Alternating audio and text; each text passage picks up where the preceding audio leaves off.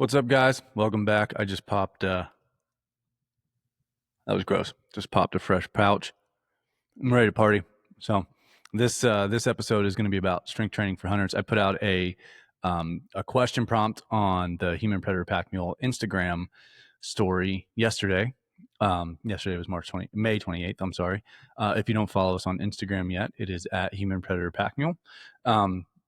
And the question was about what strength training. Jesus, I'm having a hard time today. I need that pouch to kick in, man. What questions do you have about strength training for hunters? And I got 3 questions that I'm going to work through today. What are the best strength training exercises for mountain hunters? Do you need to lift heavy to prep for mountain hunting? And how much does muscle mass matter? So I'm going to work through all of those. I got some good answers outlined for you. Before we get into them, I'm going to remind you that you can, right now, download the Hunter's Field Test totally free. It's at the link in the show notes. It takes you to our website, free download. It's going to test everything that you need to know, whether you need to test to know whether or not you're prepared for the mountain. So it's going to test your efficiency under load with a rucking assessment. It's going to test your uphill endurance with our 10-minute step up. It's going to test your mobility, which is going to tell you about your efficiency under load. And it's also going to test your relative strength, which is an important part of work capacity and something that we're going to get into in this episode of the podcast. So you can do it now, you can do it later, but just make sure you go to that link and you download that thing for free and you take the test so you know where you stand right now. It's, as of this recording, it is May 29th. And so that puts us just a few months out from hunting season. And so you got the summer to get shit dialed in if things aren't where they need to be. And if they are where they need to be, then you can really start to accelerate your performance before you get to hunting season. So either way, it's important that you know. So go download that for free, do all the tests. And honestly, I would love to hear how you do. When you download the test with the guide, it comes with scoring sheets. And so you can write down that, so you can test yourself now, and then you can retest and you can compare.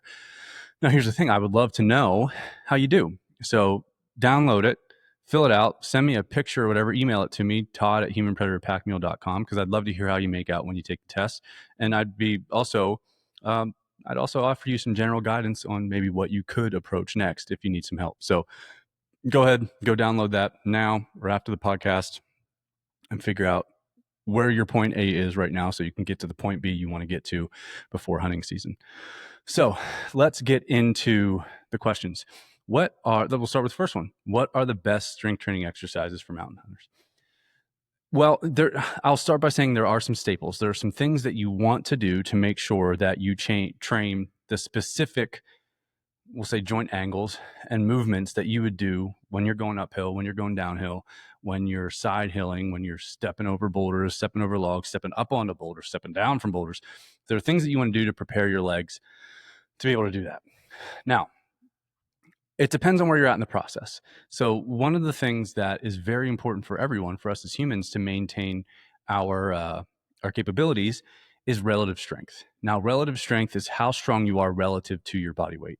So maximum strength would just be how strong you are regardless. It doesn't matter what your body weight is. We want high levels of relative strength. Everybody should want high levels of relative strength because, first of all, it's going to help you perform.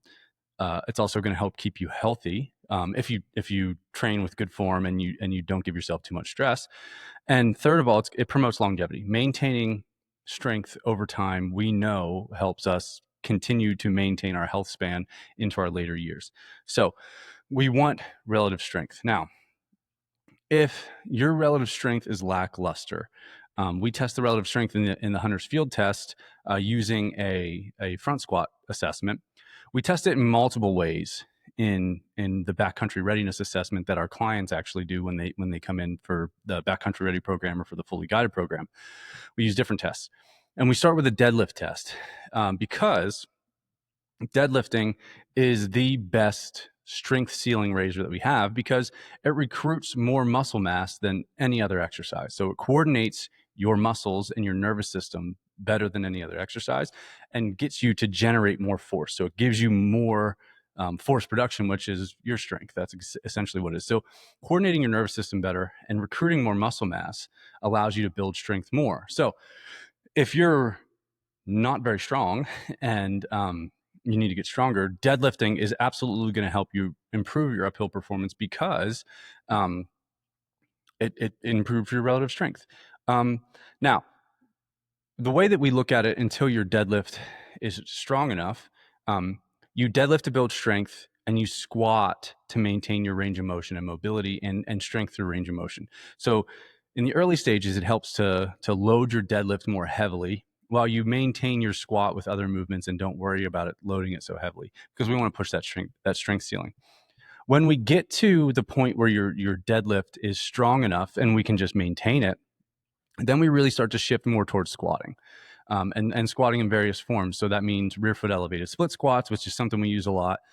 And it means front squats. In the last episode of the podcast, I talked about how I don't really like back squats all that much. And I don't really program them for people because they're not really necessary. And they don't give us access to mobility the same way that front squats do. They don't train your core the same way that front squats do. And they just don't carry over as much to uphill training for us as a front squat will, both because they load your quads more and because, like I talked about, mobility at the hips, mobility at the ankles, things like that. You get a better assessment of that from a front squat, and it also trains it better. So one of the staple big strength exercises that we use is a front squat. And also we use the rear foot elevated split squat, which it would be either putting your foot up on a bench behind you, a box behind you, and they actually make rear foot elevated like standards that you can put your foot up behind you. So those things are great for building maximal strength in uphill drive. And you can, believe it or not, man, you can load a rear foot elevated split squat really, really heavily. Last spring into the summer, I was using them for my main strength exercise, the rear foot elevated split squat, and I was doing them with a safety bar. You might be able to, you probably can't see the safety bar behind me in the image, but it's one of the ones that has the yokes that comes down over your shoulders. So I was doing that, but also using the squat rack for balance. So I would hold onto the squat rack, put the bar on my shoulders, and I was able to do 400 pounds on each leg for sets of 1 or 2 reps. So you can really load the shit out of a rear foot elevated split squat and build some serious strength with it. Same thing with the front squat.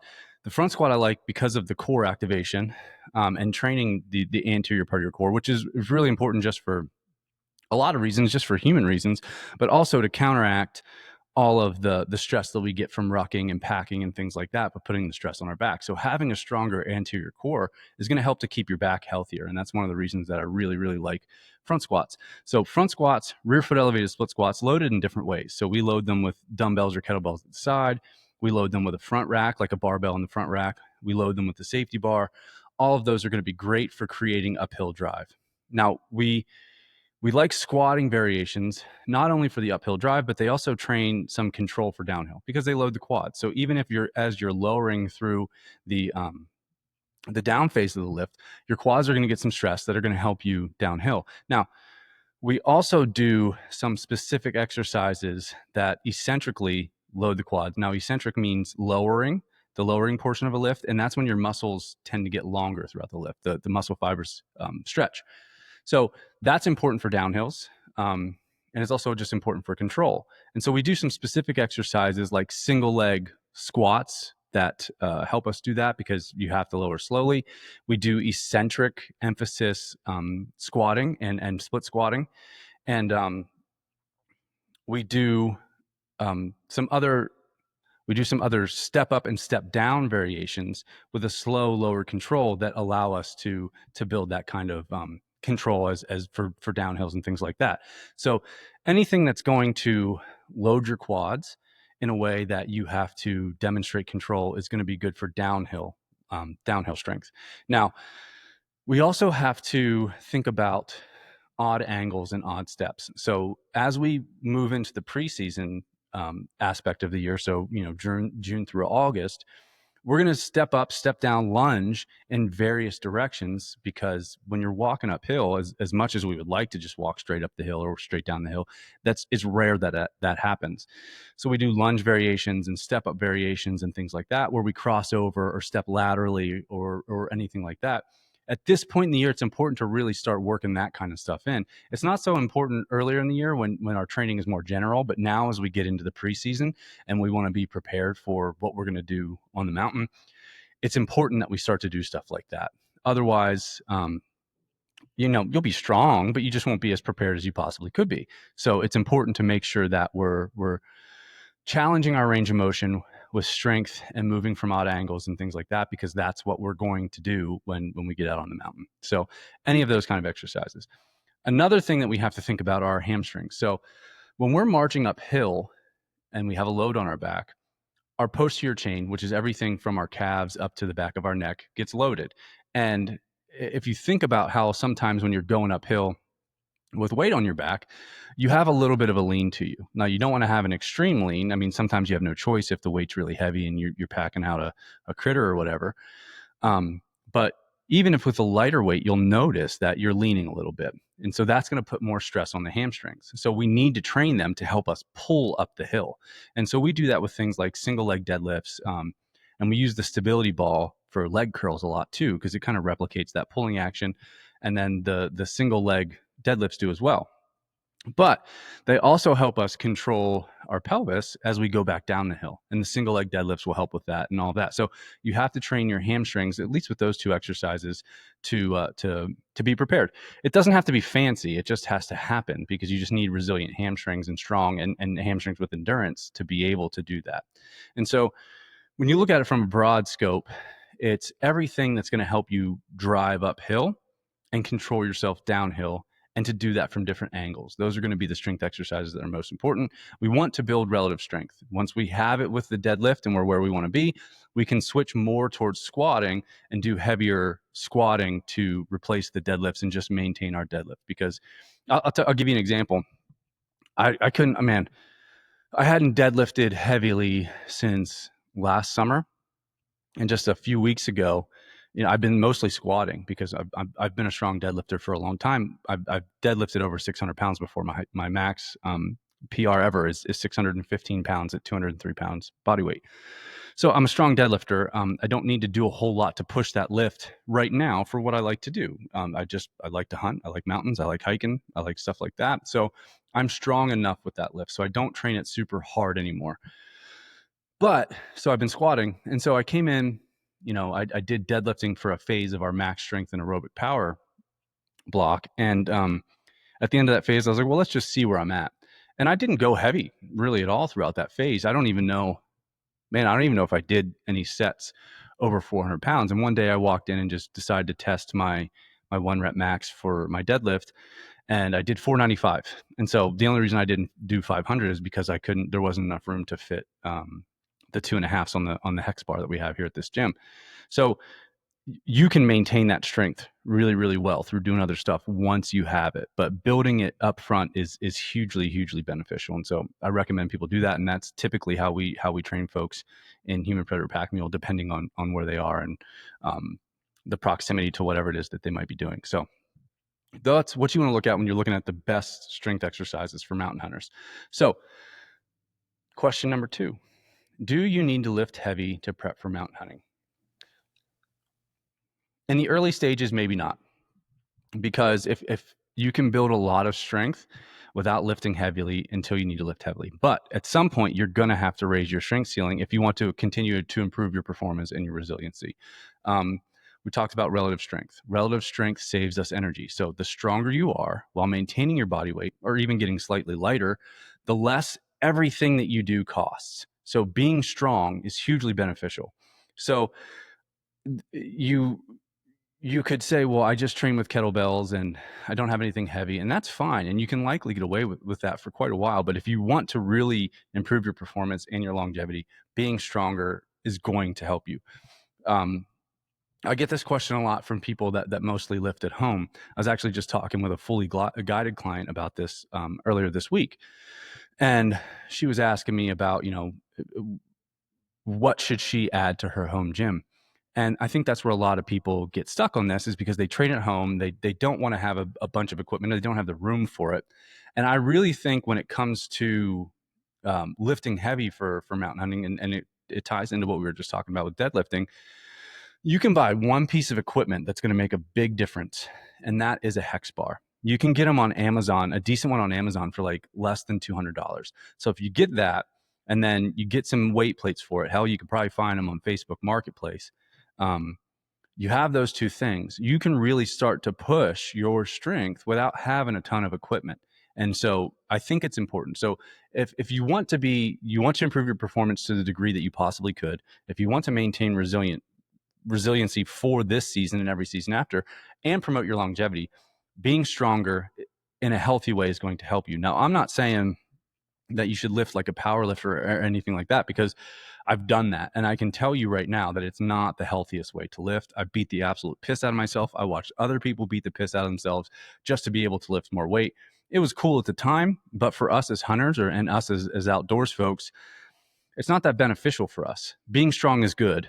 Being hyper focusing on strength is not good. So just even having one piece of equipment that allows you to lift relatively heavily, like a hex bar, is going to be huge for your performance and your longevity. So do you need to lift heavy to prep for mountain hunting? It depends on where you are in the training arc, on your training journey, for lack of a better term.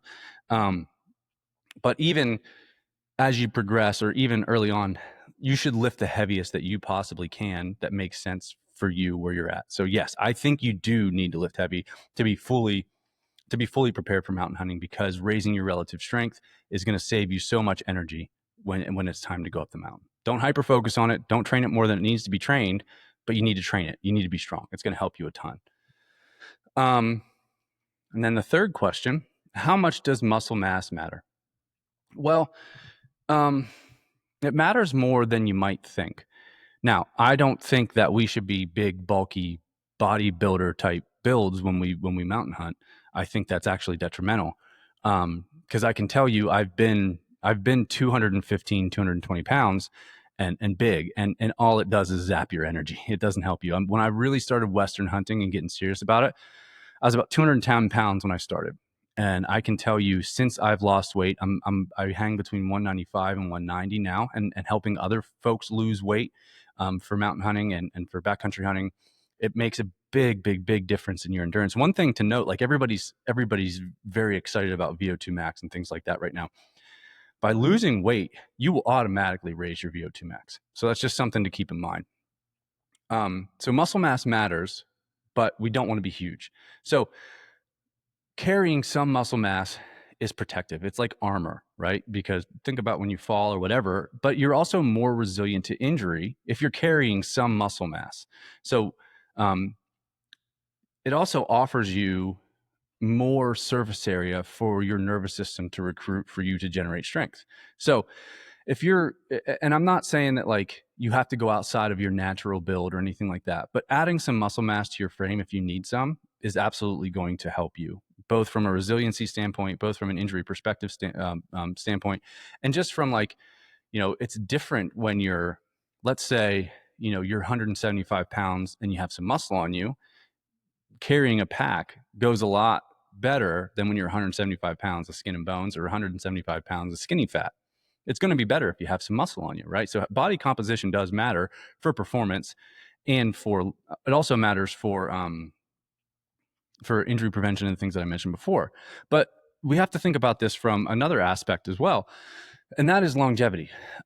We start to lose muscle mass as we age. Our muscle mass decreases, and we end up having more connective tissue like ligaments, tendons, all of that kind of stuff. So that's kind of the process, and we have to fight that. We can fight that. What we know is we can fight that until we go to the grave. But, I'm 39 now, just under middle age. Even if you're in your 20s, even if you're in your 30s, even if you're in your 40s, it's important to really put effort into maintaining some muscle mass now, and even building some if you need some, because we start to lose that. We start to lose muscle mass, and then the first real quality we lose associated with that is power. We start to lose power before everything else because of it's a nervous system adaptation, mostly more than it is a muscular adaptation. But we lose muscle, we lose the innervation to those muscles that allows us to generate force quickly. and then everything else starts to go downhill. So one of the most important things that you can do to keep yourself healthy and to keep yourself on the mountain for as long as you can is to have some muscle mass, both from a protective standpoint and from a performance and maintaining your ability standpoint. So muscle mass doesn't matter in the sense that we need to be these big hulking people walking around the mountains, but it matters because it protects us, it allows us to perform, and it maintains our longevity. So I think that's all I have to say about that. Now, recap. Let's do a quick recap. Best strength exercises for mountain hunters. Build your relative strength, get it up there with deadlift. Then we need to squat, we need to lunge, we need to step up, we need to do it from different angles. And we also need to train our hamstrings for uphill pull and downhill control. Lifting heavy for mountain hunting, lifting heavy for you is going to improve your performance because relative strength is a big part of work capacity, and it's going to save you a ton of energy over time. The stronger you are, the less everything costs you if you maintain your body weight or lose weight. We don't want to just build max strength to build max strength because that doesn't help us as much. So we either maintain our body weight or lose a little bit as we get stronger. Yes, you can get stronger as you lose weight. You can absolutely do it. You don't have to be 230 pounds to be strong. You can lose some weight and get stronger. And even think about it this way. Let's say that you start off at 200 pounds. We'll say 200 pounds. And we'll say that you deadlift 350 at 200 pounds. Now, if you lose 10 pounds down to 190 and you still deadlift 350, you got relatively stronger. So you maintain your strength while you lost some weight. You're relatively stronger. The energy usage is going to decrease because the cost is lower because you're just moving less weight around the mountains while you are stronger. So keep that in mind. Muscle mass matters because it's armor, it's resilience, it allows us to perform while protecting us, and it maintains our longevity. So when you're thinking about strength training for mountain hunters, for backcountry hunters, these are the things that you want to think about and that are going to help you perform and be able to do this for as long as you want to do it. So thanks for sending in the questions. I appreciate that, guys. And again, just a reminder, you can go to the link in the show notes, download the Hunter's Field Test. Make sure you know what your point A is right now. Where are your strong points? Where are your weak points? What do you need to work on this summer to be ready for hunting season? It's going to test your aerobic capacity. It's going to test your efficiency under load. It's going to test your uphill endurance with a pack on. It's going to test your relative strength, and it's going to test your mobility. All of the things that contribute to work capacity that allow you to go wherever you want to go in the mountains and to stay there for as long as you want to stay. That's why our tagline is train smarter, hunt longer, folks. So go download that right now. Take the test. Send me your results, and let's talk about them. And as always, I appreciate you guys listening, and I'll talk to you soon.